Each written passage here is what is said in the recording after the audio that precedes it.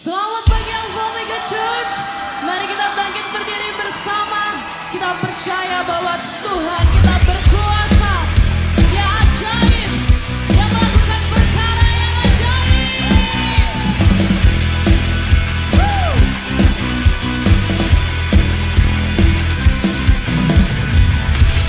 Ku bersandar padamu, sungai di gurun kau adakan, tembok musuh pun runtuh. Bukan kuatku, tapi kekuatanmu. Dia buka jalan penuh mujizat, terangkan badai, taklukkan musuh. Dia buka jalan, dia tak terbatas, patahkan tutup hatiku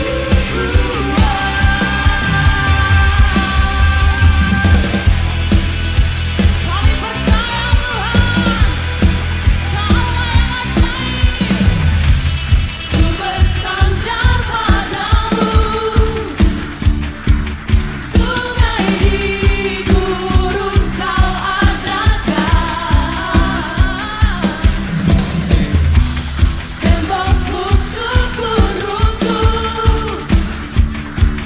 Bukan kuatku, tapi kekuatanmu. Dia buka jalan penuh mujizat, terangkan badai, taklukkan musuh. Dia buka jalan, dia tak terbatas, patahkan tutup hatiku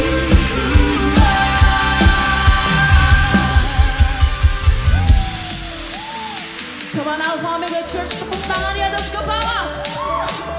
Kita mau percayai Tuhan kita Allah yang berkuasa, yang sanggup melakukan perkara yang mustahil. Haleluya.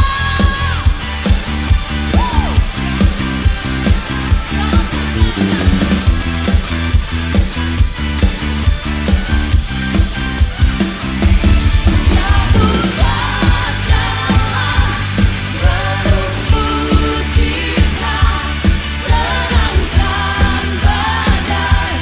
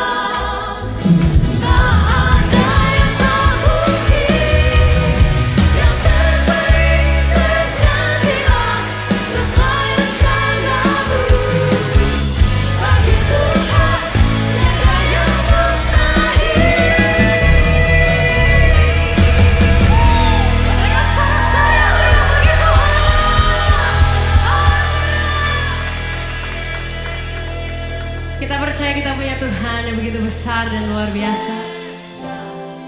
Segala sesuatu adalah dari Dia dan untuk Dia. Dan Dia kerjakan anugerahnya terbaik buat setiap kehidupan kita.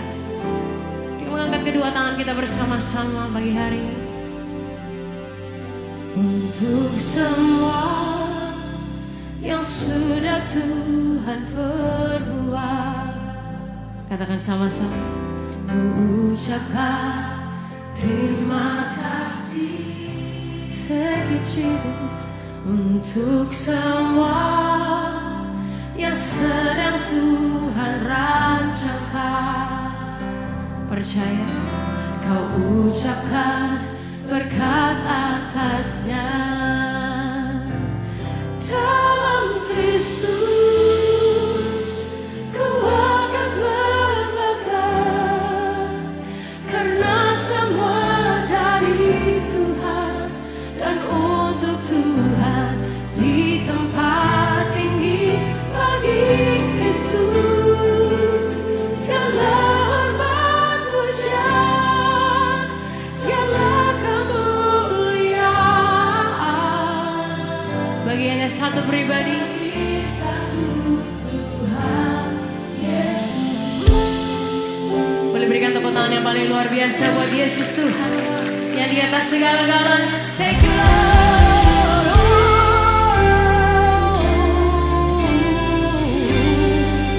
Sama-sama. Untuk semua yang sudah Tuhan perbuat, dari hati kita sama-sama ucapkan terima kasih. Untuk semua yang sedang Tuhan rancangkan, yang belum kami lihat sekalipun Tuhan, we wanna believe you for it. Berkat atasnya, sama-sama. Dalam Kristus ku akan bermegah, karena semua dari Tuhan dan untuk Tuhan. Di tempat tinggi bagi Kristus segala hormat puja, segala kemuliaan bagi satu Tuhan Yesus.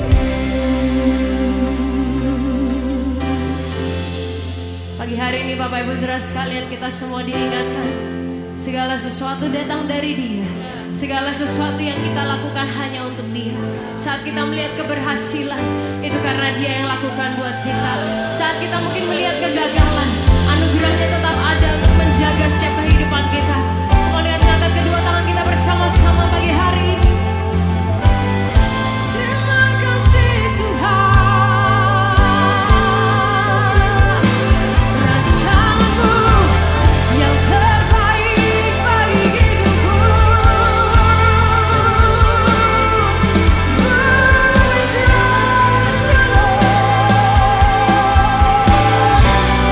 Sama-sama. Dalam Kristus ku akan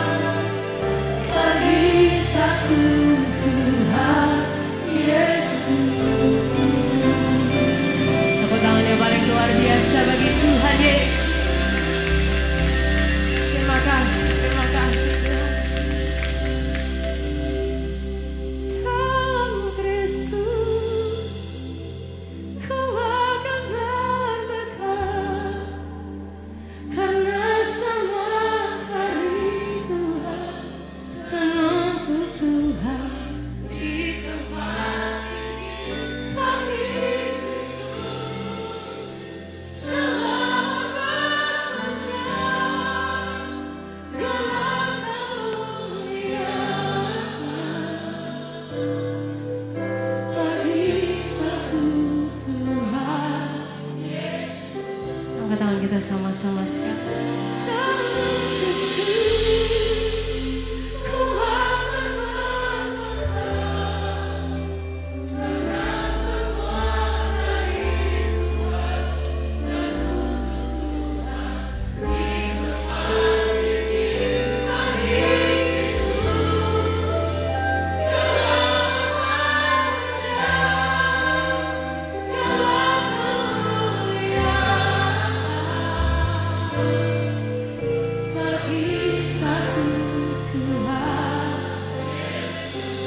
Bagi Kristus, bagi Kristus, segala puja, segala kemuliaan, bagi satu Tuhan Yesus. Sekali lagi bagi Kristus.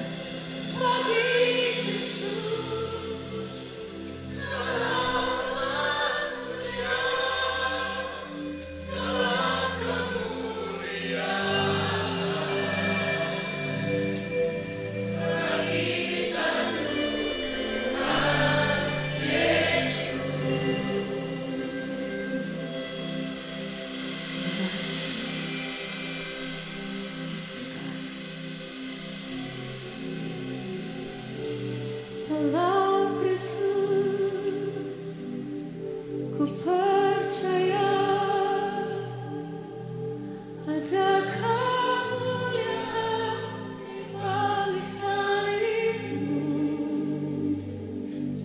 karena ku nyatakan kemenangan darimu, kekuatanku.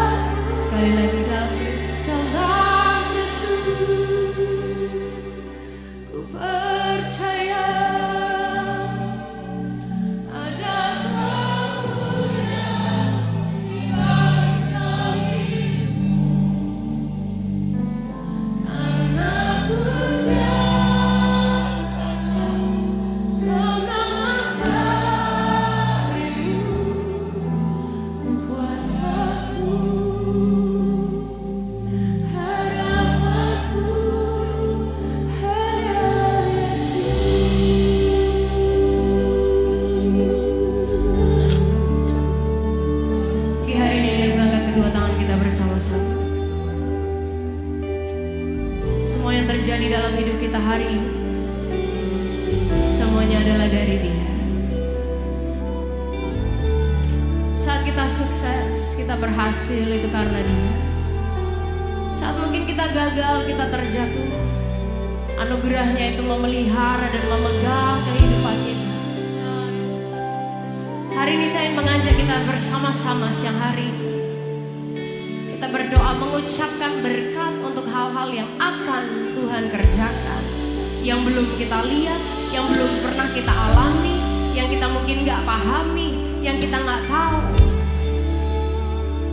Tapi di siang hari ini, dengan iman, karena kita gak lihat, karena kita belum memahami, belum mengalaminya, dengan iman, perkatakan berkat buat masa depan saudara, perkatakan berkat buat masa depan keluarga saudara, pekerjaan saudara, kuliah, sekolahmu, segala area kehidupan kita pagi hari ini. Dengan tangan yang kita angkat di hadapan Tuhan bersama-sama pagi hari ini. Terima kasih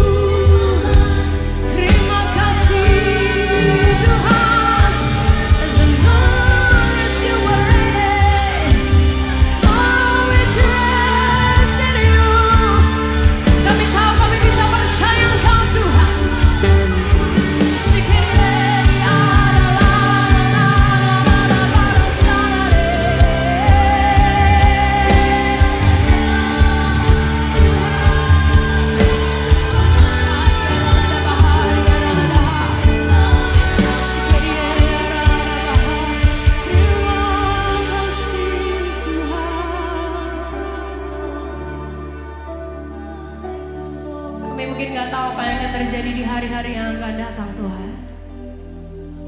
Tapi kami tahu siapa yang kami percaya. Kami tahu siapa yang pegang hari esok kami.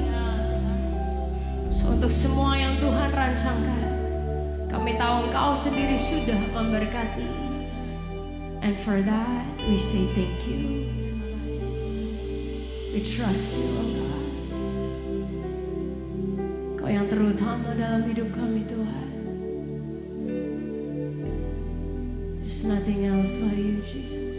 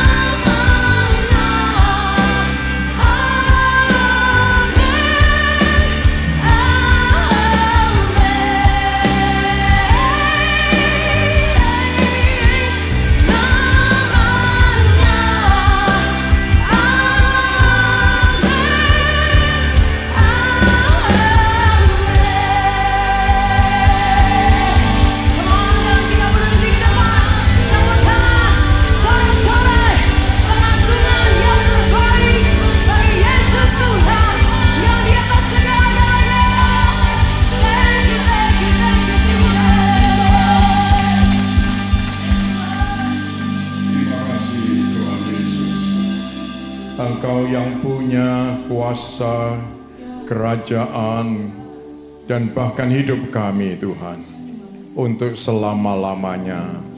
Engkau Tuhan yang patut menerima segala puji dan sembah. Ya Tuhan, karena kami tahu dan kami sadar apa yang ada pada diri kami semua berasal daripada Tuhan. Kiranya hari ini Tuhan lebih lagi akan mendapatkan hati kami, ya Tuhan, dan kami percaya sementara kami membuka hati buat Tuhan, Tuhan pun hadir untuk kami semua. Kiranya Roh Kudus menolong kami dan melawati setiap kami, anak-anak-Mu. Kami ada dalam berbagai macam pergumulan, tapi kami percaya kami punya Tuhan yang berkuasa atas semuanya. Terima kasih Tuhan. Berkati semua puji dan sembah yang kami naikkan, dan kami percaya Engkau hadir di antara kami. Siapkan hati kami sebentar untuk firman-Mu ya Tuhan, supaya ada pesan yang baik, yang berguna untuk hidup sekarang dan yang akan datang, tinggal di hati kami. Terima kasih Bapa. Berkati semua pelayan-pelayan-Mu yang telah menyiapkan ibadah sepanjang hari. Ya Tuhan, juga tim praise and worship yang telah menuntun kami datang ke hadirat Tuhan. Haleluya. Memberkati mereka semua, sehingga mereka mengalami hidup kesaksian untuk kemuliaan nama Tuhan. Kami menyambut firman Tuhan di dalam nama Tuhan Yesus. Bersama kita mengatakan amin. Puji Tuhan. Kita memberi salam saudara-saudara kita dan kita mendengar pengumuman. Thank you Alpha Omega Church sudah memuji dan menyembah Tuhan dengan sangat luar biasa. What a powerful presence of God we just felt. Thank you untuk antusiasme Anda. Di Alpha Omega Church, we believe that we grow in communities. Semua kita membutuhkan komunitas yang membangun. So, jangan lupa untuk tetap hadir dan terlibat dalam setiap pertemuan komsel Anda. Kalau Anda belum berkomsel, hubungi kami di nomor di bawah ini supaya kami bisa membantu menyalurkan Anda ke sebuah grup. Berikut ini ada informasi yang baik untuk kita perhatikan. Di tanggal 18 Mei, Gereja Alpha Omega Church bekerja sama dengan Laboratorium Pacar mengadakan medical check-up. Dengan harga khusus untuk info lebih lanjut bisa menghubungi nomor di bawah ini. Renovasi ruang Kids dan Joy di Alpha Omega Church terus berjalan. Kiranya renovasi ruangan ini segera selesai dan bisa menjadi tempat yang seru bagi anak-anak untuk belajar dan bertumbuh. Terima kasih untuk semua dukungan, doa, dan persembahan yang sudah diberikan. Hey Surabaya Teenagers, yang ditunggu-tunggu dan dinanti-nanti will coming on this July. Reconnect Day Away with Atmosphere. Kita bakal sama-sama reconnect our life to Jesus lebih dalam lagi dan juga reconnect dengan teman-teman kita. Bakal worship bareng-bareng dan pastinya bakal ada games yang seru banget. Yuk langsung daftarin diri kalian sekarang juga di kontak person yang tertera. Mumpung masih wave 1 nih, cuma 275.000, udah all in. Yuk buruan daftar, jangan sampai ketinggalan. Mari kita siapkan diri kita untuk diinspirasi pesan yang akan sangat membangun kehidupan kita. Enjoy the rest of the service. God bless.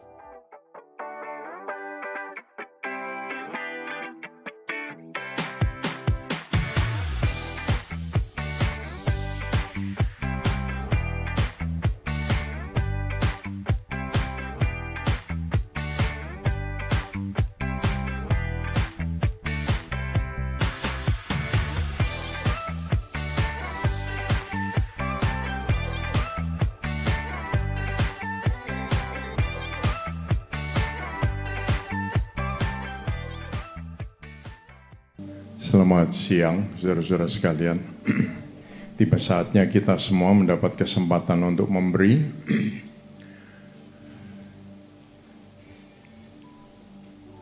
Kita bersyukur kepada Tuhan, Tuhan memberi kesempatan dan memelihara kita semua. Dan hari ini kita dapat datang kepada Tuhan dan kita ingin membawa buah tangan kita sebagai rasa syukur kita. Dan kita percaya setiap persembahan yang saudara-saudara sampaikan akan sangat berguna bagi visi misi Alpha Omega Church. Kita siapkan persembahan kita dan kita berdoa, saudara. Kami bersyukur buat anugerah Tuhan. Pemeliharaan Tuhan membuat kami ada hingga hari ini. Dan kami bersyukur karena Tuhan mengasihi kami. Terima kasih Tuhan. Kami membawa sebagian dari apa yang telah Tuhan berikan bagi kami, dan kami ingin supaya dapat menyenangkan hati Tuhan. Berkatilah, dan kami yakin setiap persembahan yang kami bawa akan sangat berguna untuk pekerjaan-Mu dan kemuliaan nama-Mu. Dalam nama Tuhan Yesus kami berdoa. Amin. Ya.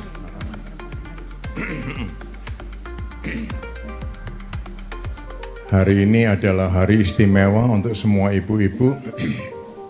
Mother's Day. Nanti saudara-saudara pulang akan mendapat hadiah. Hadiahnya lebih baik dibuka di kamar yang tertutup karena sangat berharga. Ibu-ibu telah melewati berbagai macam pergumulan, dan kita yakin ibu-ibu diberi Tuhan kekuatan, kemampuan untuk itu, dan terima kasih buat semua yang telah dilakukan. Kita berdoa untuk ibu-ibu khusus hari ini, saudara-saudara. Tuhan Yesus, Tuhan memberkati semua ibu-ibu yang telah Tuhan panggil dan Tuhan lahirkan di dunia ini, dan mereka telah berperan sebagai ibu-ibu dengan sesungguhnya, dan Tuhan akan terus lagi memberikan semangat, gairah, kekuatan, hikmat, kebijaksanaan, sehingga di mana saja mereka berada pada posisi mereka masing-masing, mereka akan melakukan untuk kemuliaan nama-Mu. Kami yakin dengan adanya ibu-ibu, kemuliaan Tuhan makin dinyatakan untuk tiap keluarga, tiap kehidupan, tiap generasi, dan kami percaya Tuhan bersama dengan mereka semua. Dalam nama Tuhan Yesus kami berdoa. Amin.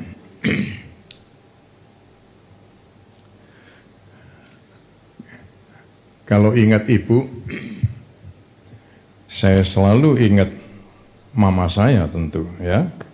Saudara-saudara, orang yang berjuang dan tidak pernah ada keluhan, dan dia melakukan yang terbaik bagi keluarganya. Satu ciri mama saya adalah kalau dia disuruh pergi dan dibawain uang, kamu pergi belanja gitu ya, atau dibarengin tapi dilepas, disuruh pergi belanja sendiri gitu. 2 jam, 3 jam, setengah hari, pasti balik uangnya utuh. Terus ditanya, loh kamu mana? Ya, mau beli apa? Dia bilang gitu. Itu ya, saudara-saudara. Ya, saya memberitahu begini, saya mengingatkan ibu-ibu yang lain, jadilah seperti itu gitu. Ya, puji Tuhan. Ya, saudara-saudara, hari ini kita akan membahas sebuah pembahasan yang sangat disukai, yaitu duit yang banyak. Ini trending topik tentang duit yang banyak. Hari ini banyak yang sudah pergi libur. Tadi setelah ibadah yang pertama mereka banyak yang pergi. Tapi juga selamat datang buat saudara kita yang dari Australia ada di sini juga ya. Tuhan memberkati. Nah, saudara-saudara, semua orang suka dengan duit yang banyak. Bahkan banyak orang yang mengatakan enak ya, kalau duitnya banyak itu bisa begini, bisa begitu ya. Semua lancar gitu.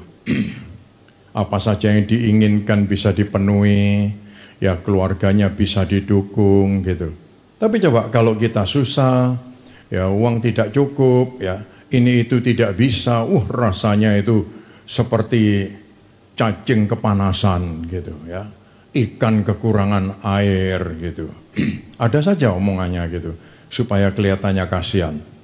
Saudara-saudara, tetapi sebuah penelitian dia menyatakan ini. Orang justru seringkali tidak tahan bukan karena tekanan, tapi justru tidak tahan ketika di dalam kelimpahan. Jadi tekanan, kesusahan belum tentu bikin orang itu jadi brutal gitu. Tapi banyak orang karena kelimpahan justru dia tidak tahan dan jadi brutal. Karakter kita teruji juga bukan karena susah, tapi justru karena kelimpahan. Ya. Nah, jadi kalau seseorang itu memiliki uang yang banyak, kita jangan terlalu kagum, tapi kagumlah dengan cara orang itu memperlakukan orang lain. So, biasanya orang kalau sudah banyak duitnya, cara memperlakukan orang lain itu jadi berbeda. Sebab apa? Ada sebagian orang begitu, melihat orang lain atau keluarganya sekalipun, iparnya mungkin, keponaan-keponaannya mungkin ya, dia jadi curiga. Curiganya begitu. Kenapa dia mendekati aku? Apa yang dia mau harapkan dari aku? Selalu begitu, saudara-saudara. Nah, tapi ada orang-orang yang selalu mengutamakan Tuhan sampai mereka itu bekerja, bertanggung jawab dan memiliki kekayaan. Tuhan itu menjadi pilihan mereka. Ya, saudara-saudara, dan mereka mempunyai atau membangun nilai-nilai karakter dalam diri mereka dengan baik.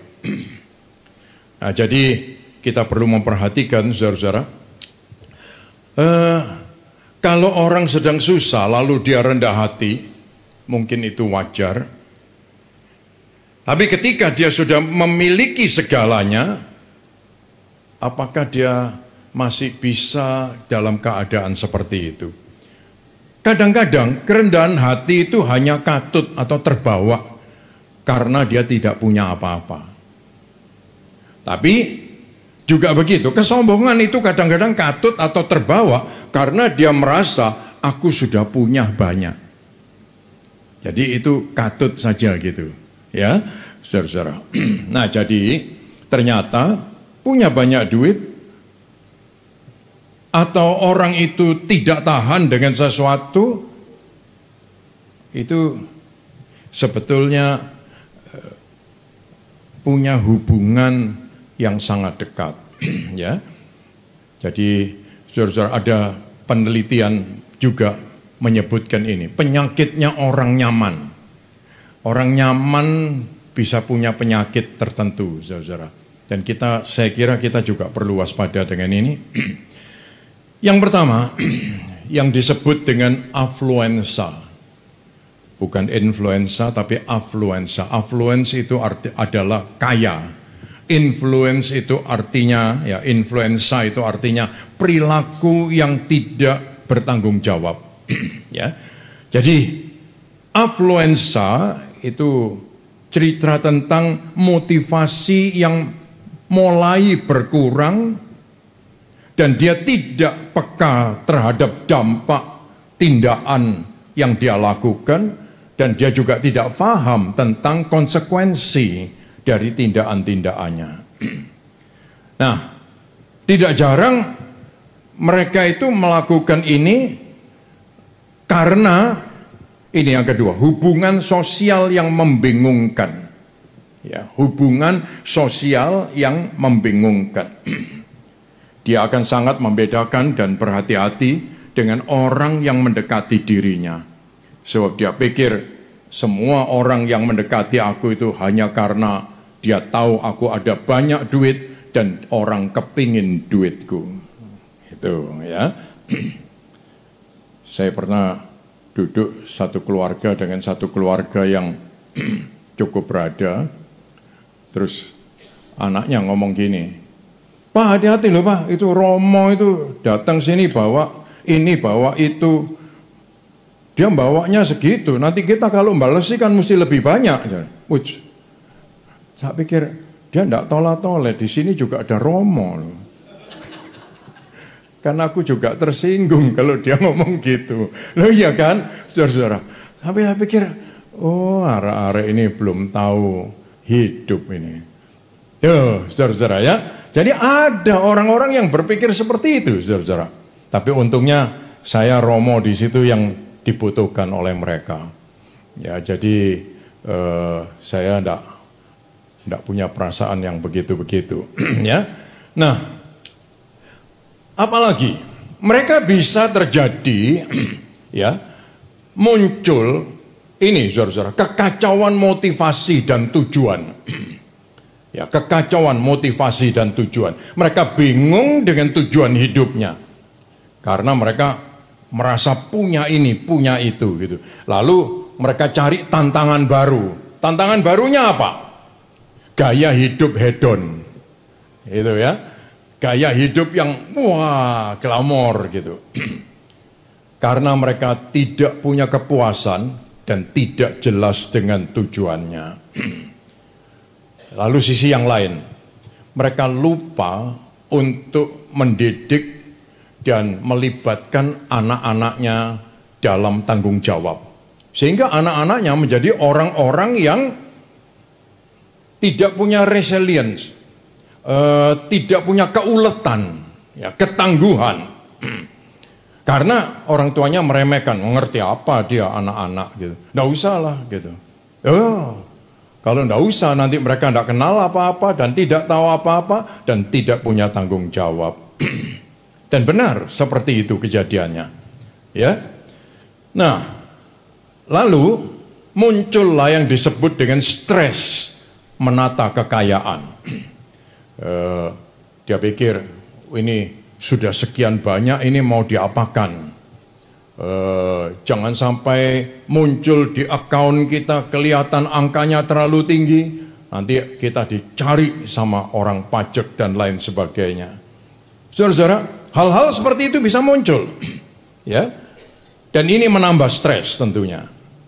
Dan tidak hanya itu saja, karena gaya hidup hedon tadi. Ini muncullah tuntutan gengsi. Sudah kadung masuk di dunia itu, sekarang muncullah ya tuntutan gengsi ini. Tuntutan gengsinya ngomong apa? Model itu sudah keluar loh, kamu kok masih pakai yang model ini gitu. Waduh, ini ketinggalan banget gitu. Jadi rasa terpukul. Jadi mesti nututin terus. Perusahaan-perusahaan itu hebat, saudara. Kalau kamu beli ini bundling dengan ini, harganya bisa lebih murah. Jadi orang itu dipacu terus untuk beli, ya. Dan jangan kalah dengan kawanmu karena temanmu itu sudah pesan 2 set ya, dia bilang gitu. Bahkan yang ini lagi gitu. Waduh, ini membakar semangat, ya. Bukan semangat, ini membakar emosi supaya makin gendeng-gendengan gitu, saudara. Itu. Tuntutan gengsi, ini pun membuat orang menjadi burnout, capek lalu gitu. Dan ingat, tipuan kebahagiaan, ya, tipuan kebahagiaan. Sekali lagi saudara-saudara, memang uang itu dibutuhkan dan segala sesuatu perlu uang, ya. Tapi ingat saudara-saudara, uang bukan segala-galanya, ya. Jadi satu waktu nanti kita semua akan membuktikan bahwa uang bukan segala-galanya. Nah, bagaimana pendapat Alkitab? Kita sebagai manusia hidup tentu perlu petunjuk, ya, penuntun. Ya, kita memilih Alkitab menjadi penuntun kita. Dan saya senang sekali Alpha Omega Church mengajarkan kepada kita membaca Alkitab setiap hari. Kemarin mereka yang liburan sudah berangkat, hebat. Pasangan-pasangan ini ada 6 pasangan ya, married couple, mereka berlibur. Ternyata mereka doa pagi ya. Seru ya. Bukan badminton pagi-pagi, tapi mereka doa pagi. Dan ada yang khusus baca Alkitab gitu. Ya. Luar biasa ya, baca Alkitab. Saudara-saudara. Nah, nanti kalau saudara-saudara yang dari sini terus berangkat pergi, jangan lupa itu saudara-saudara. Baca Alkitab. Ya, apa faedahnya? Dan tentu sangat banyak sekali. Dan ingat saudara, Alkitab dia memberi kita hikmat tentang kekayaan. Ya, dia memberi kita hikmat tentang kekayaan. Maksudnya supaya kita tahu, sebab Tuhan itu punya rencana dengan hidup kita. Kita semua menjadi orang yang kaya. Kaya itu artinya begini, saudara. Dulu aku minum cuma air putih. Sekarang bisa pakai sirup gitu. Tidak hanya itu saja, di mal-mal itu ada apa itu namanya? Smoothie gitu. Yang ada semut-semutnya itu ya. Saudara-saudara itu. Luar biasa, saudaraku. Coba. Saya punya kawan-kawan waktu saya tahun 70-an keliling di Madiun, di desa-desa, itu ada 7, 8 atau 10 desa yang saya kelilingin. Pendeta-pendeta di sana itu sederhana sekali gitu. Badannya bisa kering gitu loh. Kalau orang nge-gym itu ya, kering gitu ya. Wah, sehat gitu. Terus lewat kira-kira 15-20 tahun, stroke semua. Jadi semua itu stroke. Tidak ada yang tidak. Yang di sawah, yang di gunung, yang di mana, di pinggir danau, apa itu, ngebel itu, stroke semua. Sampai saya pikir, saya tanya, kalian ngapain gitu loh. Di desa stroke. Kalau di kota stroke itu masuk akal gitu. Ya toh? Di kota itu kan calon stroke banyak gitu. Saudara-saudara. Ternyata begitu. Dulu tidak pernah makan sirup, sekarang airnya pakai sirup kan gitu. Dulu mau beli kambing tidak bisa, cuma bisanya pecelan, sehat. Sekarang kambing terus gitu, ya toh? Apa saja itu berubah. Jadi dulunya begini, sekarang naik begini, kaget. Jadi terus seluruh struktur tubuhnya kaget. Dan terjadi seperti itu. Cepat mati semua. Ya, mati semua. Jadi saya kalau ke Madiun itu cari orang baru, yang lama-lama tidak ada. Ya, ini Tuhan kasih kita hikmat. Ya, bagaimana kita menghadapi atau menangani kalau Tuhan kasih kita kekayaan. Yang pertama, semua ayatnya kita baca ya, jangan capek baca ayat. Ini mumpung kita libur jadi waktunya kasih buat baca ayat. Kekayaan itu adalah karunia Tuhan. Coba kita ucapkan sama-sama. Kekayaan itu adalah karunia dari Tuhan. Mazmur 24 ayat 1. Kita baca ayat ini. Mazmur 24 ayat 1. Mari, Mazmur Daud. Tuhanlah yang empunya bumi serta segala isinya dan dunia serta yang diam di dalamnya. Tuhan yang empunya bumi dan seluruh isinya. Mungkin ada yang bilang, loh aku kerja loh, kok enak banget Tuhan ngaku-ngakuin gitu. Ya kalau dia bilang bumi serta isinya, ya sudah itu. Saudara-saudara, dan kita mesti sadar, kita ini siapa? Di dunia ini kita siapa? Kita pemilik. Ternyata waktu kita mati, tangan kita tidak boleh bawa apa-apa.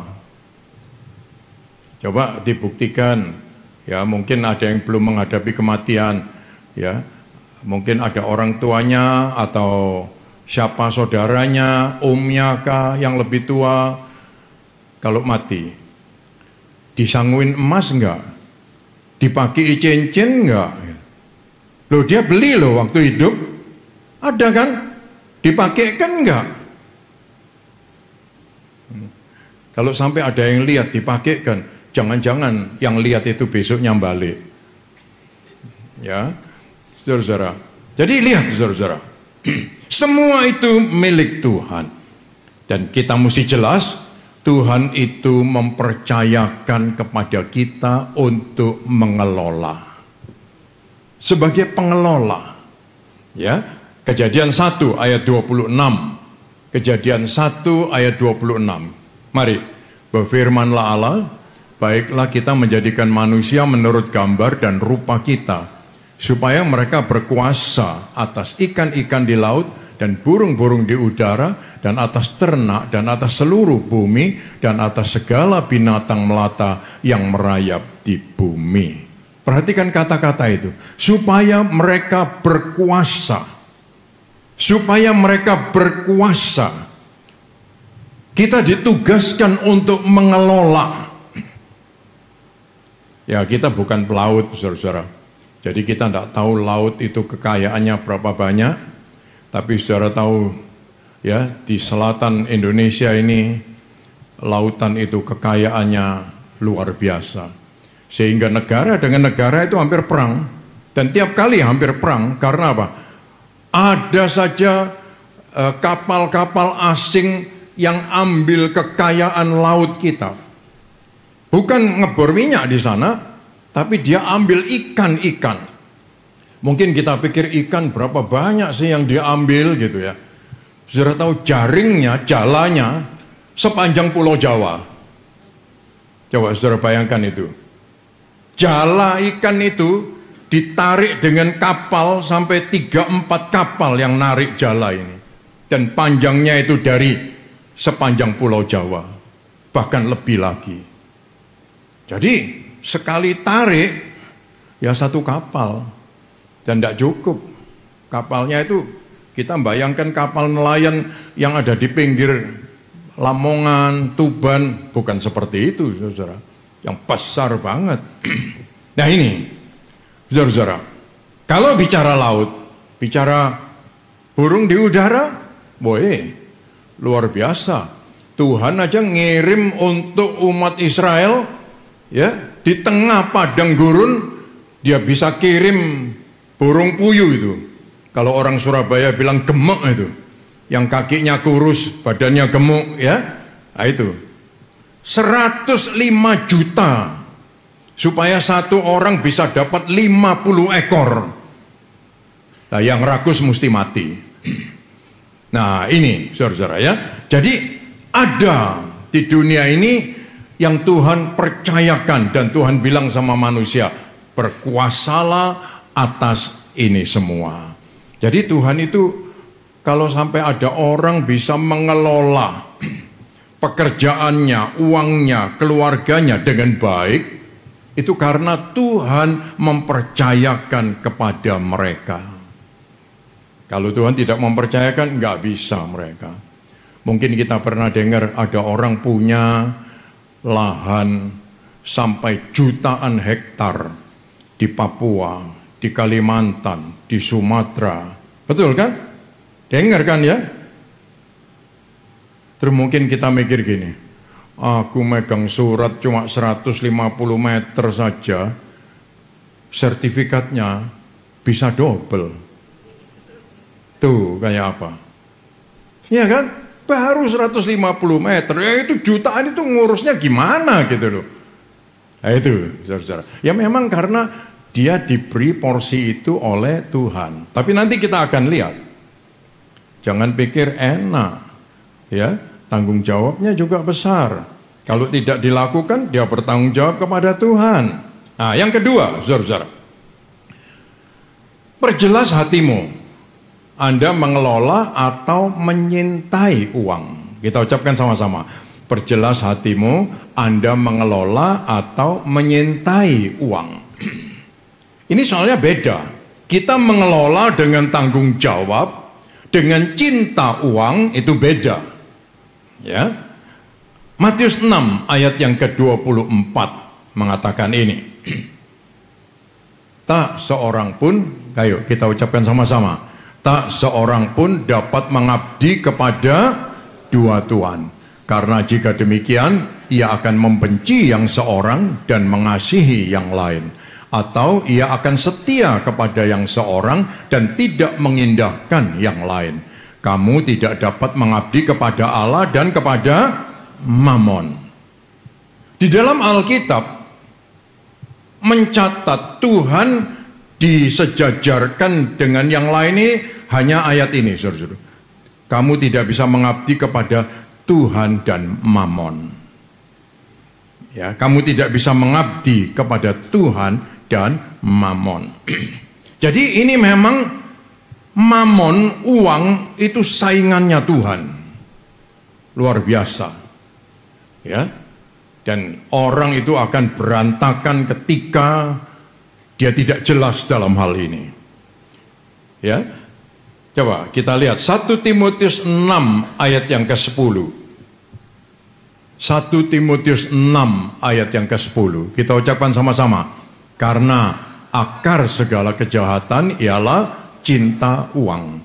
Sebab oleh memburu uanglah beberapa orang telah menyimpang dari iman dan menyiksa dirinya dengan berbagai-bagai duka. Jadi orang yang cinta uang ini dia akan menjadi jahat sekali. Karena apa? Iman pun dia tinggalkan. Ada orang karena uang terus diberitahu, gak apa-apa ta gitu. Gak bahaya ta gitu.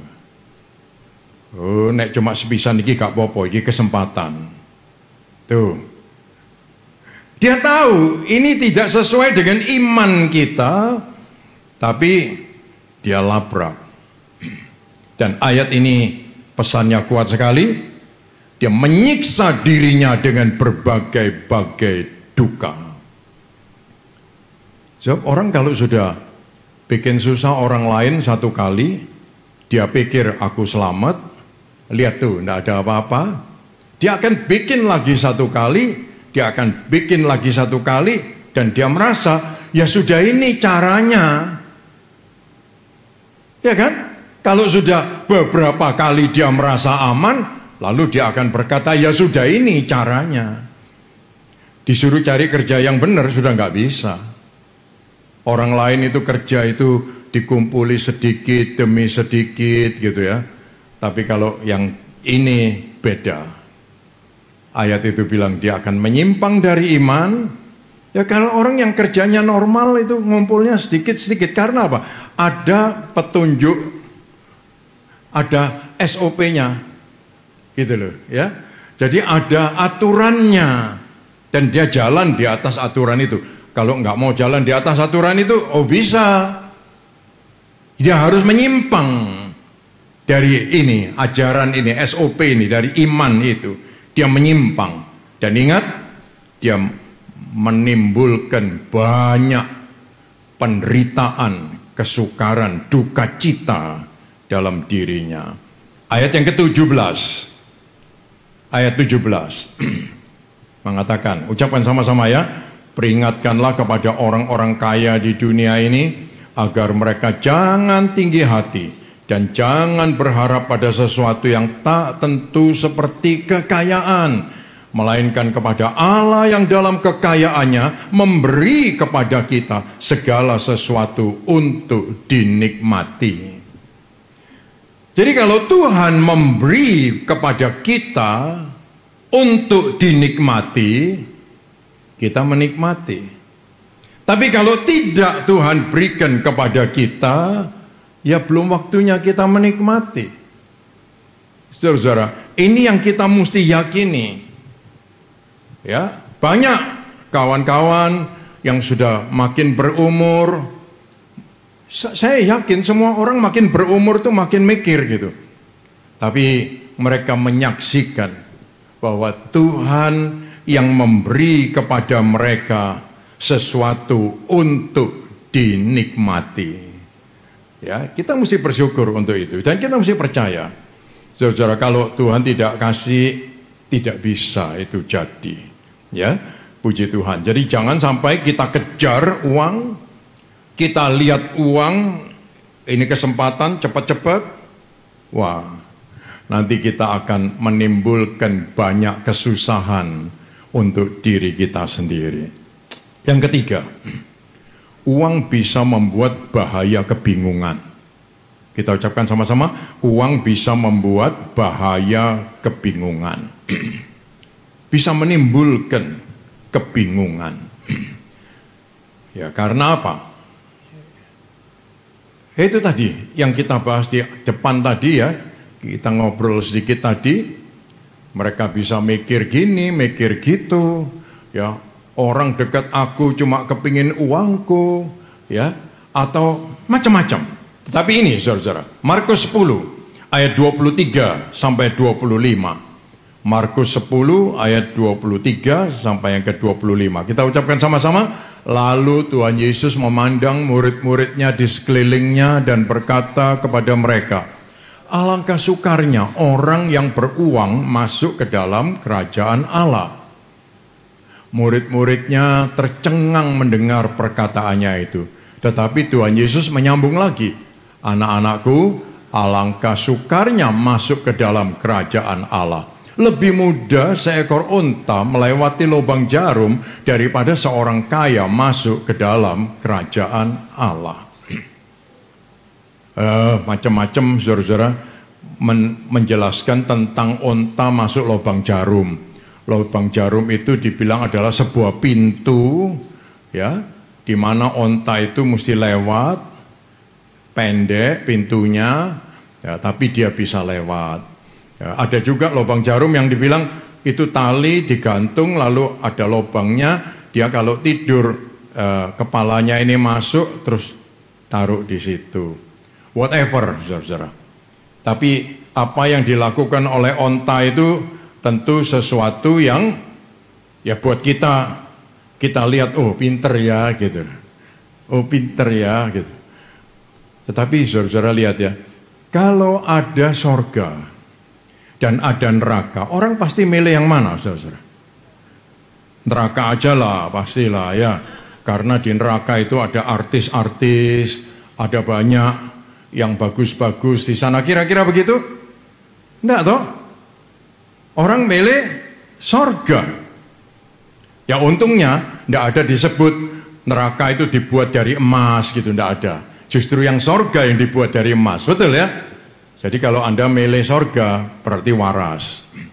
Saudara-saudara sekalian, ingat ayat ini bilang, lebih mudah onta begitu daripada orang kaya beruang masuk kerajaan Allah.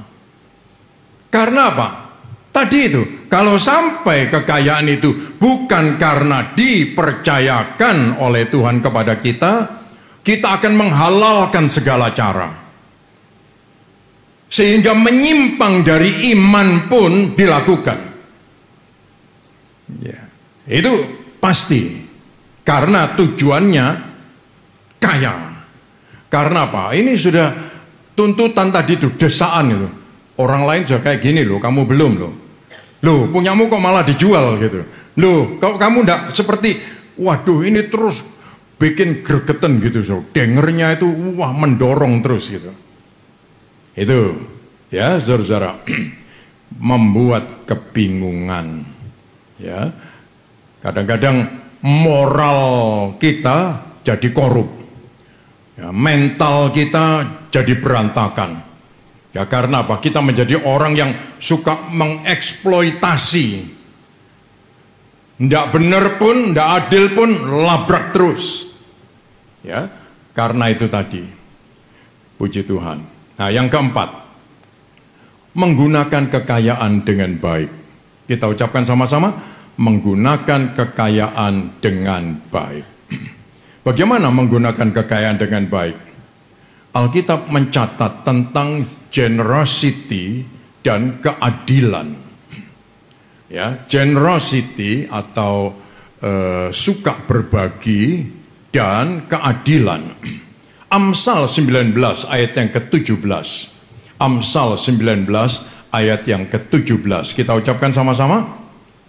Siapa menaruh belas kasihan kepada orang lemah, memiutangi Tuhan yang akan membalas perbuatannya itu. Lihat saudara-saudara. Berbagi dengan orang yang miskin, yang lemah. Yang mungkin orangnya tidak bisa balas. Gitu ya. Dia memiutangi Tuhan. Ini pandangan kekal tentang investasi kekekalan. Orang lain mereka percaya dengan melakukan amal mereka bisa mengumpulkan pahala di sana. Saudara-saudara, Tuhan mengingatkan kita semua.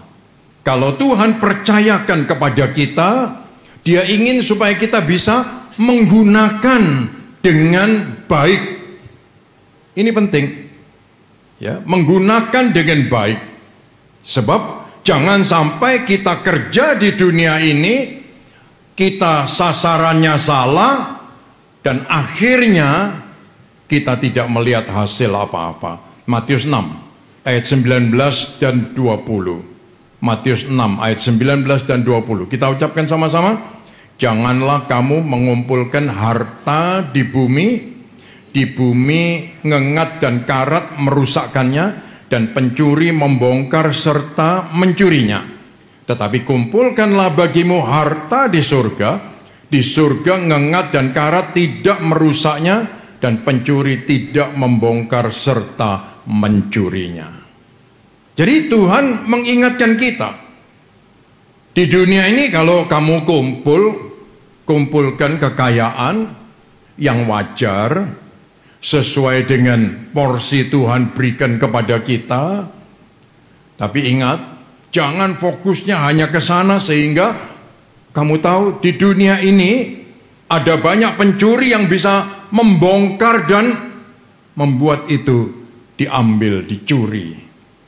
Tetapi kumpulkanlah bagimu harta di surga, karena di surga ngengat dan karat tidak ada di sana, dan tidak merusaknya. Saudara, kadang-kadang kita mendengar ayat ini, lalu kita berpikir, surga itu kan masih lama gitu loh. Apalagi aku ini masih umurnya segini, 30-an. Ya kalau sudah kayak Pak Lukas, Pak Lexi, ya memang mesti ngomong sorga lah. Iya toh, ini kan sudah dekat-dekat waktu gitu loh Pak. Iya toh. Ya, saudara, ada orang yang berpikir begitu. Tetapi ingat saudara, ada juga yang masih 20-an meninggal. Ini barusan ada anak lulus dari kedokteran.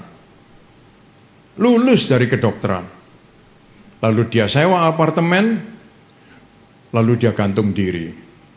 Selesai. Itu lulus kedokteran umur berapa? 25? Ya telat-telat 26, 27 lah gitu. Habis juga, selesai. Saudara-saudara, ingat kita semua harus mikir kekekalan. Sehingga kita bisa menggunakan kekayaan kita itu dengan baik. Ya, jangan sampai kita keliru. Oleh sebab itu, lakukan segala sesuatu seperti kepada Tuhan, dan dari Tuhan kita akan memperoleh balasannya. Yang kelima, kekayaan adalah sebuah tes karakter. Tes karakter. Ya, kekayaan itu tes karakter. Kerendahan hati, ucapan syukur itu harus selalu ada pada kita. Ya. Dan kita mesti berterima kasih kepada Tuhan kalau Tuhan bisa memberikan kita kerendahan hati dan mau dibentuk karakter kita. Itu penting. Ulangan 8 ayat 18. Ulangan 8 ayat yang ke-18. Kita ucapkan sama-sama ayat ini. Tetapi haruslah engkau ingat kepada Tuhan Allahmu, sebab Dialah yang memberikan kepadamu kekuatan untuk memperoleh kekayaan, dengan maksud meneguhkan perjanjian yang diikrarkannya dengan sumpah kepada nenek moyangmu seperti sekarang ini. Tuhan yang memberi kepada kita kekuatan untuk menerima, mendapatkan, menerima kekayaan. Bukan karena kita pantas untuk itu, tetapi ayat ini mengatakan karena dia itu sudah bersumpah, berikrar, berjanji kepada nenek moyang Abraham. Dan kita ini keturunannya sebagai orang percaya kita mendapat bagian itu. Luar biasa, saudara-saudara. Dan kita mesti berterima kasih kepada Tuhan. Lukas 12 ayat 48. Lukas 12 ayat yang ke-48. Saudara suka dapat banyak dari Tuhan? Suka dapat banyak dari Tuhan? Baca ayat ini dulu, saudara-saudara. Ayo kita ucapkan sama-sama. Tetapi barang siapa tidak tahu akan kehendak Tuannya dan melakukan apa yang harus mendatangkan pukulan, ia akan menerima sedikit pukulan karena dia tidak tahu tadi ya. Ini selanjutnya, setiap orang yang kepadanya banyak diberi, daripadanya akan banyak dituntut. Dan kepada siapa yang banyak dipercayakan, daripadanya akan lebih banyak lagi dituntut. Jadi kalau Tuhan mempercayakan kepada kita, seperti itu Dia akan mengharapkan dari kita. Saya kira pantas toh. Kalau misalnya saudara setor uang di ATM itu, setor uang di ATM, 1 juta lah katakan, 1 juta. Terus saudara mau narik lagi, kan berharap bisa 1,5 juta toh. Loh iya toh, kalau kita masukkan 1 juta, kita berharap bisa 1,5 juta toh. Maksudnya itu ada orang lain nyetorin gitu loh, kan gitu ya. Terus bisa narik 1,5 juta. Tapi kalau misalnya saudara nariknya cuma bisa 300, lalu di situ ditulisin saldo tidak cukup gitu, mangkel nggak saudara? Mangkel nggak?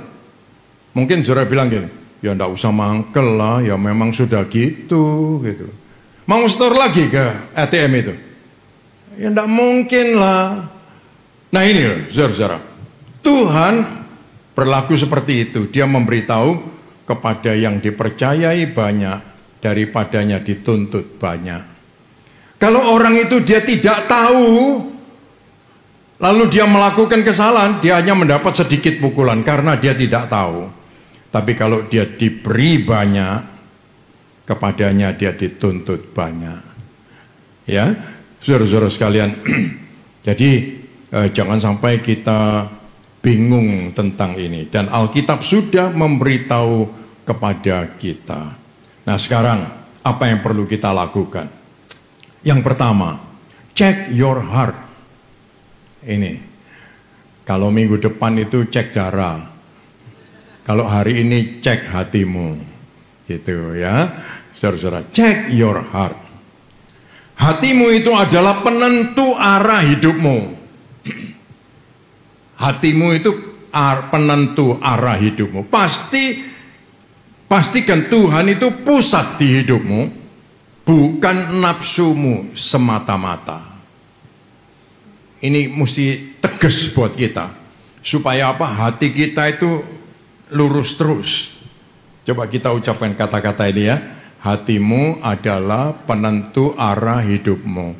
Pastikan Tuhan pusat di hatimu, bukan hanya nafsu semata. Puji Tuhan. Kita mesti jelas, saudara-saudara, kekayaan kita itu milik kita atau kita adalah pengelola. Nah, ini hati kita sudah mesti bisa ngomong begitu. Ya. Aku ini hanya pengelola. Aku bertanggung jawab untuk yang aku kelola. Dan aku percaya Tuhan yang aku sembah. Ya, saudara-saudara. Karena dengan mentaati perintah Tuhan, kita tidak mau goyang dengan suara hati kita yang menipu. Ya, tidak mau. Tapi kita mau tetap lihat perintah Tuhan yang jelas dan pasti dan ada di depan mata kita. Ya, saudara-saudara, jadi sekali lagi dengan ini kita baru bisa menggunakan kekayaan yang ada pada kita dengan tujuan yang benar, mendapatkannya juga dengan benar. Puji Tuhan. Nah, yang kedua, keep your discipline a bit more. Jadi kita diminta untuk lebih disiplin lagi, ya, lebih disiplin lagi dengan diri kita.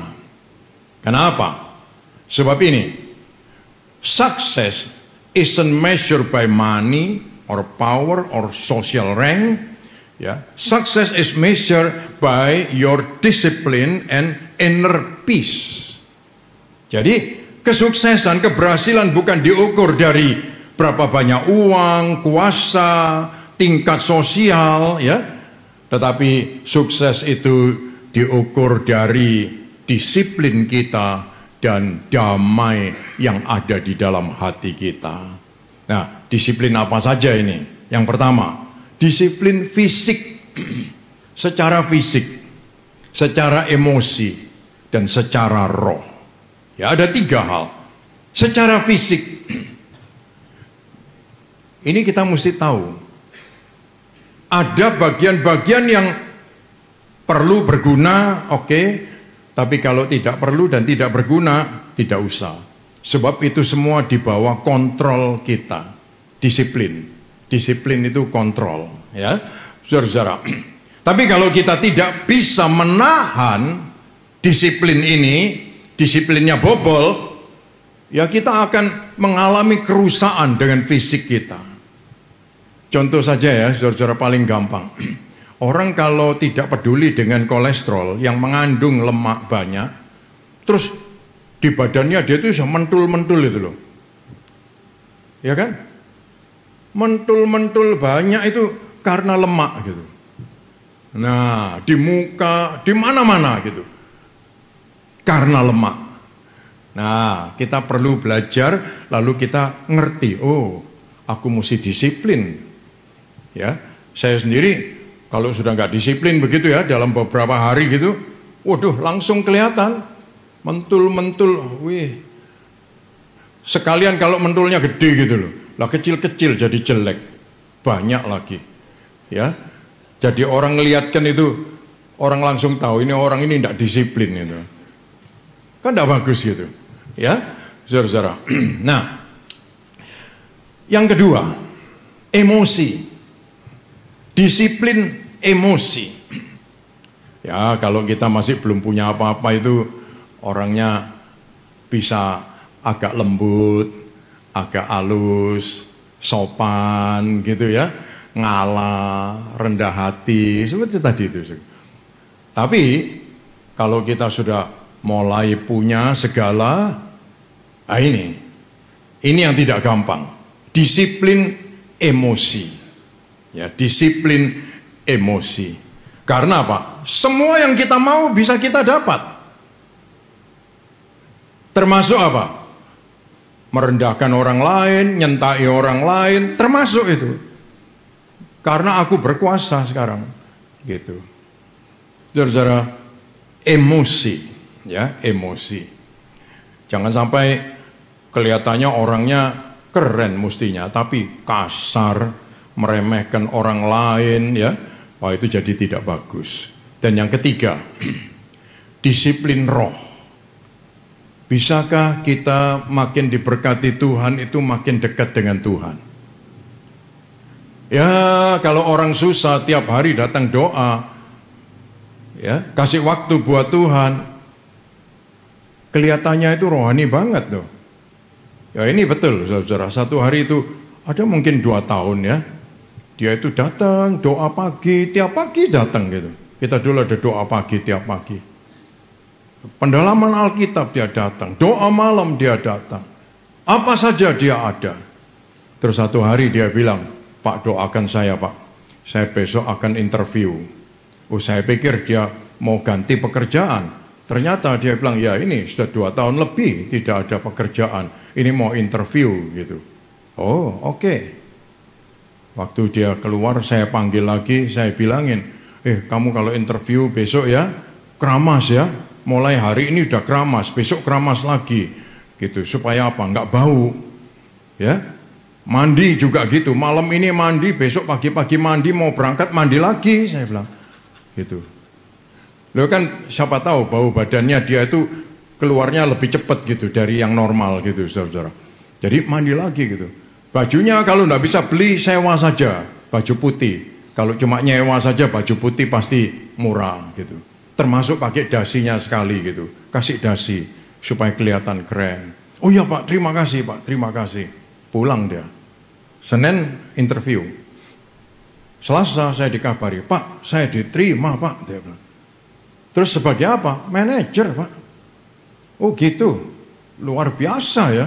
Kamu mesti melengkapi dirimu loh, hati-hati loh. Manajer itu apa gitu. Ya toh? Jangan sampai nanti kamu dikejar-kejar gitu loh. Job manager gitu. Lewat 3 bulan. Ada kantor telepon ke gereja. Pak, di situ ada nama X. Siapa ya? Oh, ada, tapi sudah 3 bulan enggak di sini, Pak. Terus kantornya bilang, ya itu Pak, sejak diterima kita bawain mobil, ya gaji pertama dia terima 1 bulan gitu. Terus dia enggak muncul Pak sampai sekarang. Ya saya juga enggak tahu karena sejak kerja di tempat Bapak dia enggak kerja sini lagi gitu. Tuh saudara-saudara, ya. Waktu enggak punya apa-apa bisa doa, tahu gitu dia jangan punya apa-apa gitu. Ya toh, supaya bisa doa gitu. Ya ini punya apa-apa minggat malah. Bikin malu gitu. Dan nanti dia cari jalan di mana lagi gitu loh. Saudara-saudara. Nah ini kita mesti bisa memperhatikan 3 hal ini. Disiplin. Ayo makin disiplin.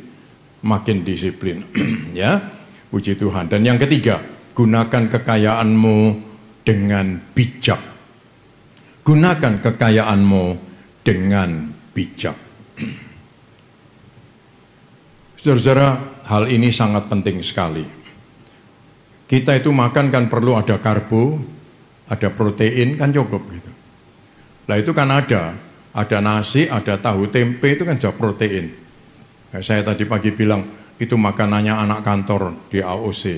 Di meja saya juga sama, ya tahu tempe dengan beberapa potong ayam gitu. Karena proteinnya ada, karbonya ada, ya cukup untuk hidup. Tapi kalau misalnya kita masih bisa lebih dari itu, oh berarti lu kaya udah gitu. Ya toh? Coba saudara bayangkan loh, orang yang minum yang namanya smoothie tadi itu loh, yang banyak semutnya itu loh. Itu segelas berapa itu saudara? Kalau air putih aja kan sudah lumayan sehat kan? Ditambahin ini karena ada duitnya jadi wah. Ya, saudara-saudara lihat itu ya. Tuhan itu kasih kita kesempatan. Tapi ayo kita mau menggunakannya dengan sebaik-baiknya. Saya ingat orang tua saya. Papa saya itu dia kerja dari kecil, umur 3 bulan tidak punya orang tua. Jadi dia bergumul, dia bekerja ke Indonesia, bergumul, bekerja sampai dia ketemu Tuhan. Lalu dia bikin gereja. Dia bikin gereja, ya, saudara-saudara, dalam keadaan yang sangat minim, sangat sederhana. Lalu dia mendidik orang-orang. Dia mendidik orang-orang, dikirim ke daerah-daerah. Ya, otomatis dia mesti mengunjungi juga mereka.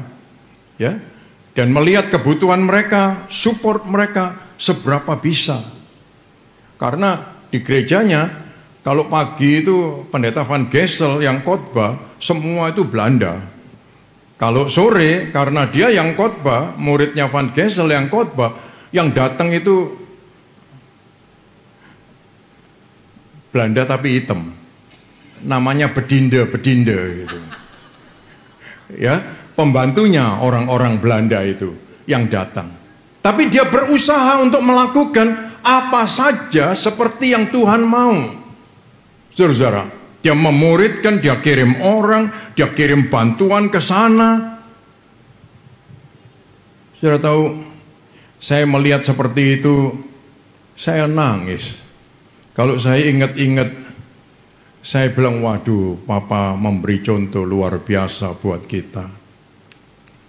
Satu hari sampai dia ngomong sama saya, karena saya ini lihat terus tidak tahu gennya turun gitu loh ya, DNA-nya seperti itu. 35 tahun lebih saya keliling dari Aceh sampai ke Papua. Saya tidak diongkosi siapa-siapa, tapi persembahan saudara-saudara di AOC sejak tahun 80-an lebih itu membuat saya dapat melakukan pelayanan ini. Sampai Papa saya kaget. So, kalau saya pergi, ada 4 orang yang lain itu ikut sama-sama saya. Saya yang pesan tiket, saya yang pesan hotel, ya. Terus mereka hanya partisipasi. Kemarin ini saya pergi ke Biak, PP itu hampir 8 juta. Anak-anak bilang, Pak jangan pergi sendirian Pak. Salah satu diajak Erik ikut, ya. Dan saudara bisa tahu, satu orang begitulah. Ini pergi itu 35 tahun, tiap bulan itu sebulan bisa 2 kali. Sebulan bisa sampai 2 kali. Uang itu habis. Sampai orang tua saya bilang, kamu harus bikin pelayanan itu dilihat oleh keluargamu itu kemuliaan. Jangan dihabiskan kayak gitu.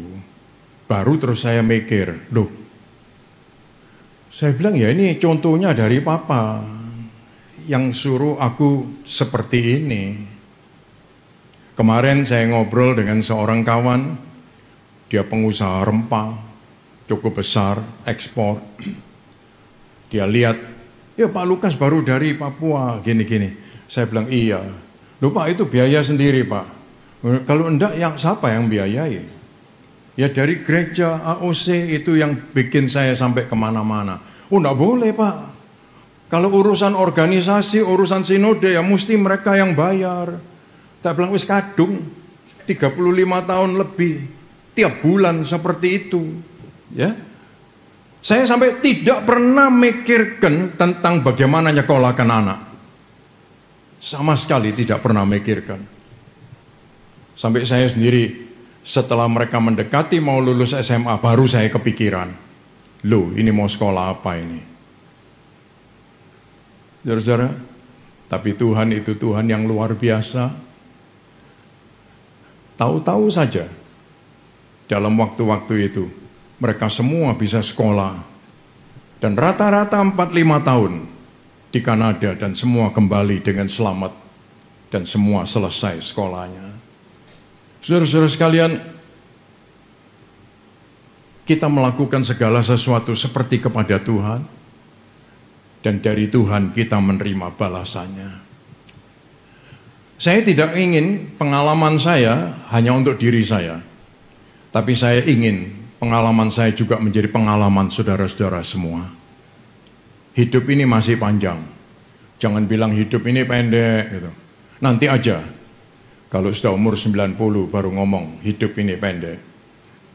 Tapi kalau sekarang ingat kita masih punya kesempatan di depan untuk melakukan seperti kepada Tuhan. Dan dari Tuhan engkau akan menerima balasannya. Puji Tuhan ya, saudara-saudara. Saya ingin baca ayat ini, saudaraku. Panjang, tapi ini serius. Semua mau terima berkat Tuhan? Semua mau terima berkat Tuhan? Ayo kita baca ayat ini. Tidak tanggung-tanggung, saudaraku. 20 ayat. Ya, kan libur. Ya toh. Ayo kita baca Ulangan 8 ayat 1 sampai 20. Kita ucapkan sama-sama ya. Mari.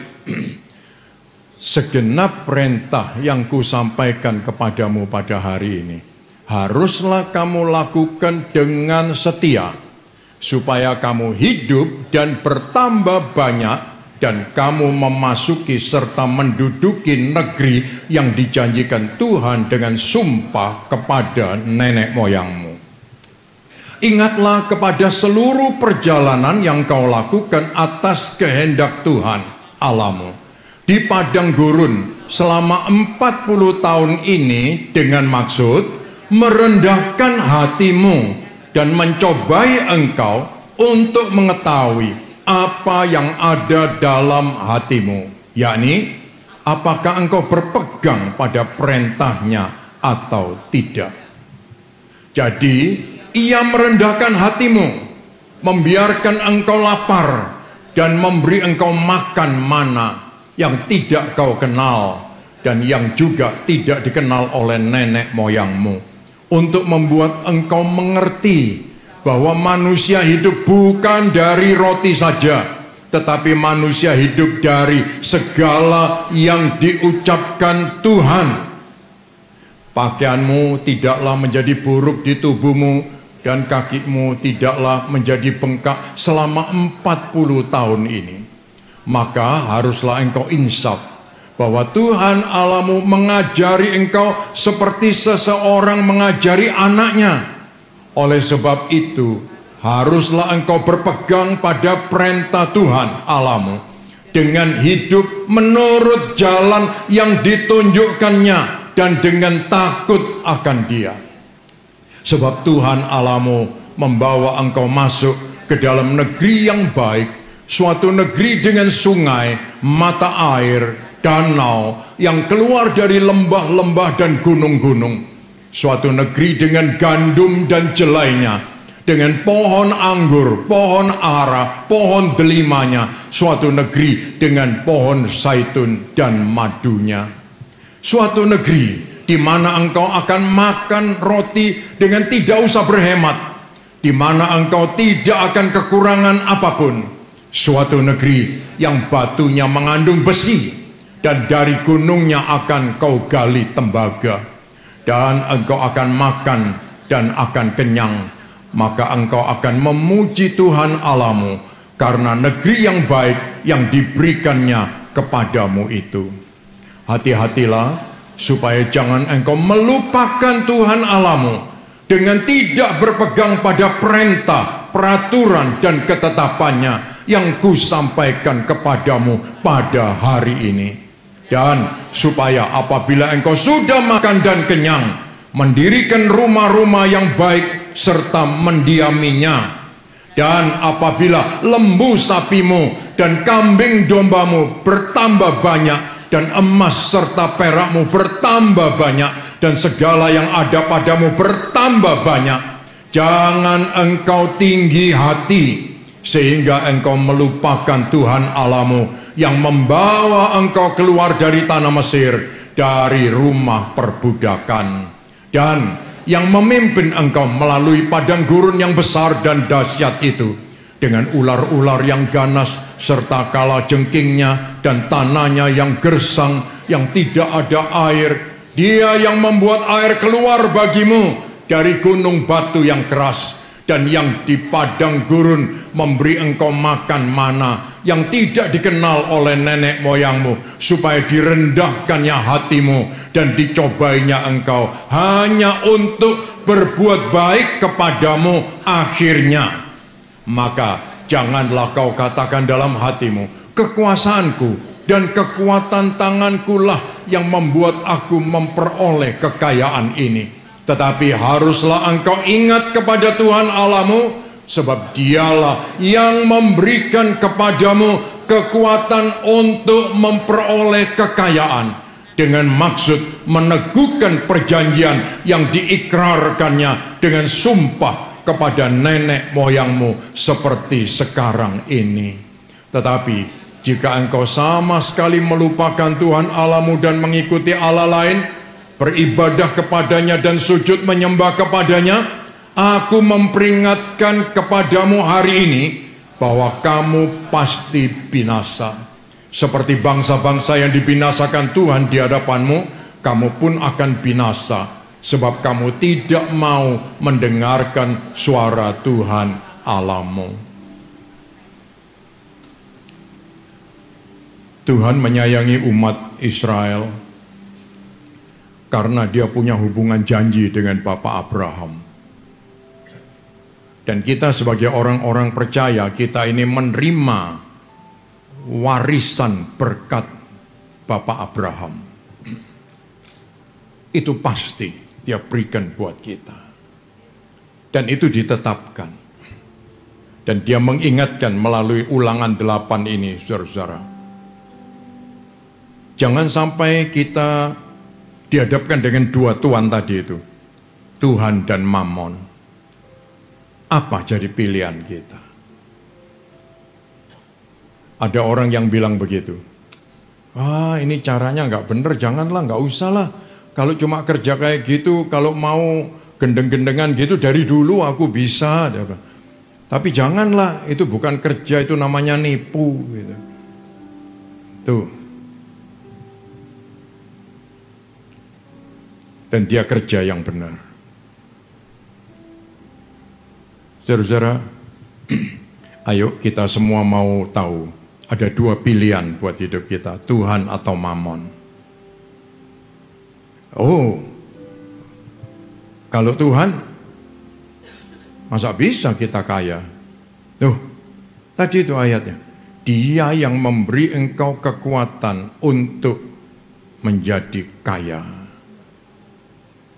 Saudara-saudara, oleh sebab itu, ayo kita mau Alkitab mengajarkan kepada kita supaya kita seimbang. Ya, belajar seimbang. Kita mau menghindarkan diri dari keserakahan, tapi kita mau percaya kepada Tuhan dengan lebih sungguh. Dan kita mau menggunakan apa yang Tuhan berikan kepada kita, ya, kekayaan, kita mau gunakan dengan cara itu, generosity. Hidup untuk menjadi berkat. Dan itu adalah tujuannya Tuhan buat kita semua. Ada sebuah kisah yang sangat menarik sekali, saudara-saudara. Suatu ketika ada seorang anak, dia dalam perjalanan, orang tuanya kasih dia makan sangu makanan untuk 3 kali makan. Lalu anak ini jalan, dia sudah makan 1 kali. Di jalan satu perjalanan dia lihat ada kumpulan orang begitu banyak. Terus ada seorang yang datang sama dia tanya, Dek, tasmu kok besar gitu. Kamu bawa apa gitu? Oh, ini sangu makan dari ibuku, kasih aku sangu makan. Masih ada sisa enggak gitu? Oh, ada. Aku baru makan 1 kali gitu. Lalu anak ini dituntun. Kamu, aku ketemukan sama bos yang sedang menyelenggarakan acara ini. Diketemukan dia. Terus sama bosnya, tidak pakai tanya lagi, ini bekalnya anak ini diambil, lalu rotinya dipecah-pecahkan. Anak ini lihat, loh,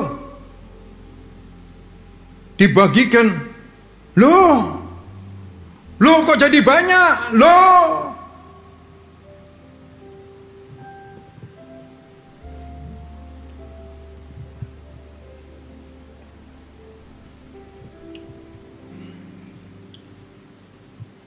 Hanya dengan berbekal 5 roti dan 2 ikan yang dia sendiri tidak tahu tadinya mau diapakan, akan dia makan sebagai bekalnya. Tapi terus dia melihat, di tangannya bos ini jadi begitu. Loh.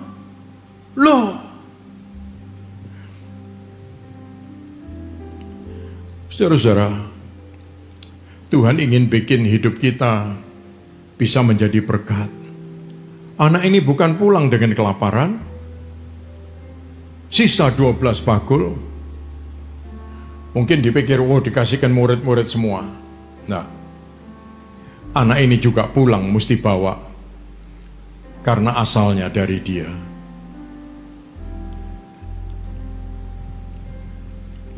Cerita yang lain menceritakan ada sekumpulan ibu-ibu sosialita. Wah, luar biasa ini. Orangnya borju-borju, pakaiannya, wah, mengkilap-mengkilap, glamor sekali, begitu. Saudara-saudara, tapi sudah tahu orang-orang ini selalu jalan di belakangnya dari seorang pemimpin Yang dia pergi kemana saja, bikin acara apa saja, ini ibu-ibu sosialita ini selalu ada di sana. Orang mati dibangkitkan, orang buta dicelikkan, orang lumpuh berjalan, orang berdosa diampuni dosanya. Ini ibu-ibu sosialita ini ikut terus di belakangnya. Saudara-saudara, Lukas pasal 8 ayat 1 sampai ke 3 itu mencatat mereka adalah perempuan-perempuan kaya yang melayani rombongan Tuhan Yesus. Namanya disebut satu-satu. Maria Magdalena, Yohana istri Kusa, bendahara Herodes, Susana, dan juga banyak perempuan yang lain. Luar biasa. Kalau dari anak yang bekalnya hanya terbatas, jadi berkat. Kalau dari ini perempuan-perempuan kaya sosialita ini menjadi berkat, kenapa kita tidak? Saya yakin, saudara-saudara, karena orang tua saya melakukan itu semua, saya menikmati dan saya diberkati. Waktu gereja ini dibangun tidak ada kesulitan. Tidak ada kesulitan. Sampai kantor-kantor yang lain, instansi yang lain tanya, "Loh, kamu kok enggak minta rekomendasi dari aku?" gitu.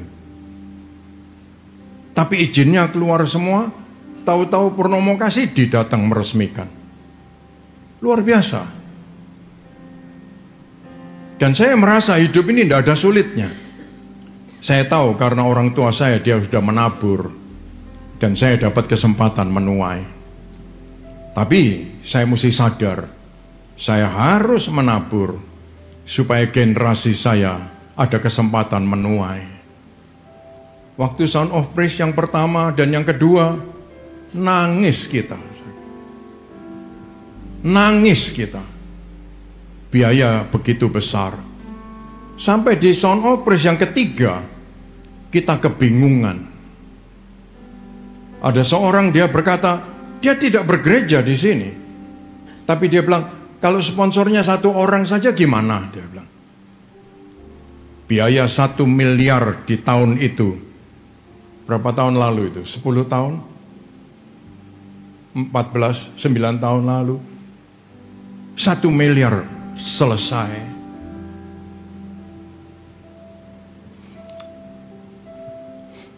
Yang keempat, bersama dengan Planet Shakers dari Melbourne, saya pikir apa mungkin biayai mereka itu berapa? Itu pun jalan lewat. Saudara-saudara sekalian,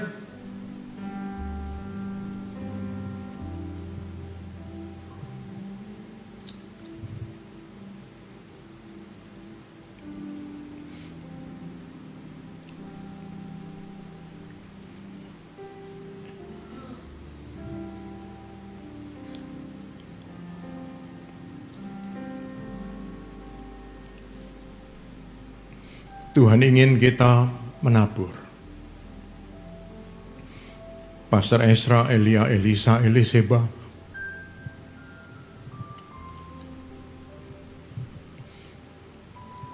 hampir 15 tahun.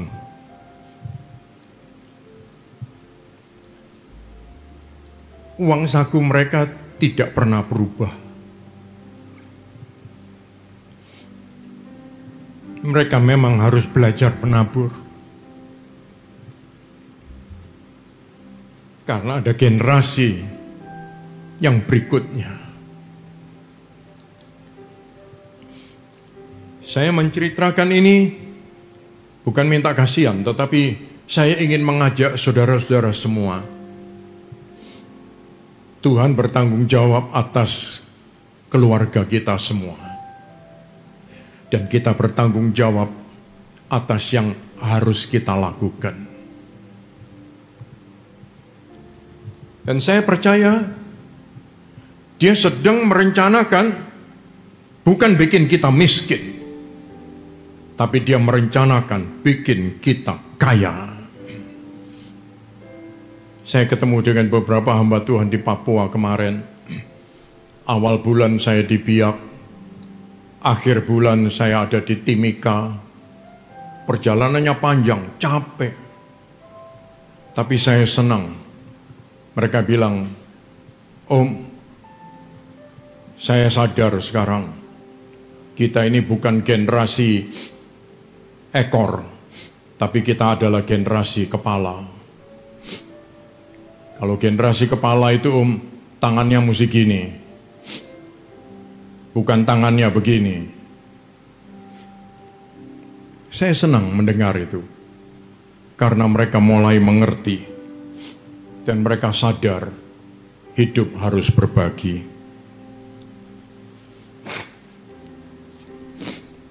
Saudara-saudara sekalian, sekali lagi, mari kita mau menjalani hidup kita dengan happy, karena kita tahu Tuhan punya rencana besar dengan hidup kita semua. Saya undang kita bangkit berdiri bersama-sama, saudara-saudara.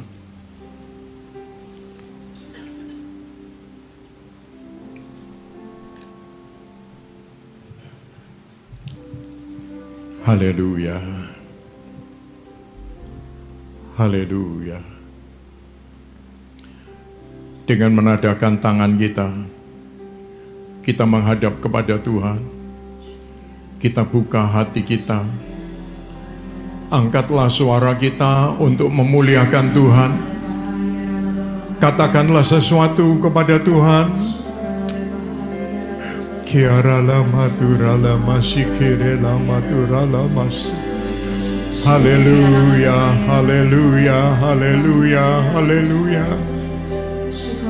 Haleluya, haleluya, haleluya, haleluya. Haleluya, haleluya, haleluya. Turala masih kire lama turala masih. Turiala masyakarala maturala masih. Haleluya, haleluya, haleluya, haleluya.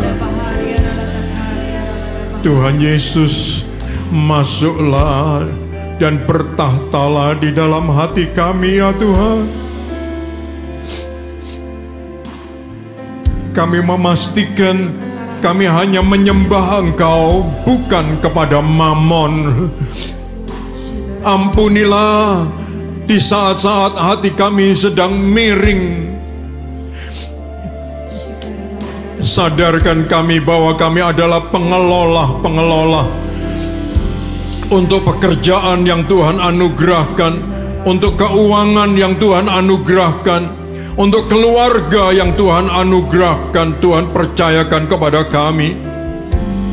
Kami bertanggung jawab ya Tuhan, dan kami mau melakukannya dengan sebaik-baiknya. Berikanlah Roh Kudus-Mu bagi kami, supaya kami dapat melakukan yang terbaik. Kami yakin Tuhan akan memberkati kami semua dengan sangat banyak, dengan sangat besar. Haleluya. Dan kami ingin memastikan hati kami akan tetap hanya kepada Tuhan saja. Terima kasih Bapa, terima kasih. Jadikan kami berkat ya Tuhan, mulai dari hanya dengan 5 roti dan 2 ikan di tangan kami.